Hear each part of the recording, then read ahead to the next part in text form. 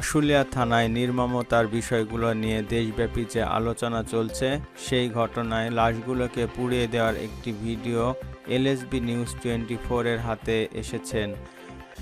এলাকার একটি ভবন থেকে ধারণকৃত ভিডিওতে স্পষ্ট দেখা যাচ্ছে পুলিশের গাড়িতে আগুন লাগিয়ে দিয়ে পুলিশরা খুব স্থির ও শান্ত শিষ্টভাবে দাঁড়িয়ে আছে। তাদের ভাবমূর্তি এবং গাড়ি পুড়ে যাওয়ার দৃশ্য দেখে এতে স্পষ্টই বোঝা যাচ্ছে যে ওই গাড়িতে আগুন পুলিশ সদস্যরা নিজেরাই লাগিয়েছেন।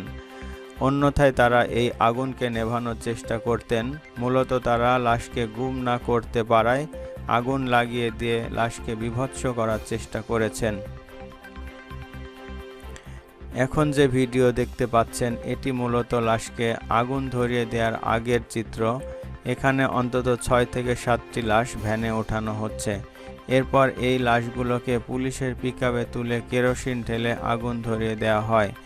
পরবর্তীতে আরেকটি ভিডিওতে আগুনে পুড়ে যাওয়া লাশের ভিডিও দেখা যায়।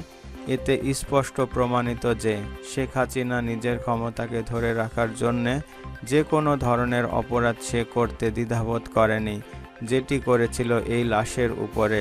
বিশেষ করে এই ঘটনাতে দেখা যাচ্ছে লাশগুলোকে ধানের বস্তার মতো করে ভ্যানে উঠানো হচ্ছে এবং দ্বিতীয় ভিডিওতে দেখা যাচ্ছে তরতাজা লাশগুলোকে আগুনে পোড়ানো হচ্ছে এবং লাস্টের ভিডিওতে মানুষের দেহ ছাই হয়ে গেছে। এই 3টি ভিডিওকে একত্রিত করলে যে কোনো মানুষের প্রাণ হৃদয়ও গলে যাওয়ার কথা। শুধু গলেনি শেখ হাসিনা এবং তার তৈরি পুলিশদের নিজের ক্ষমতা টিকিয়ে রাখার জন্য।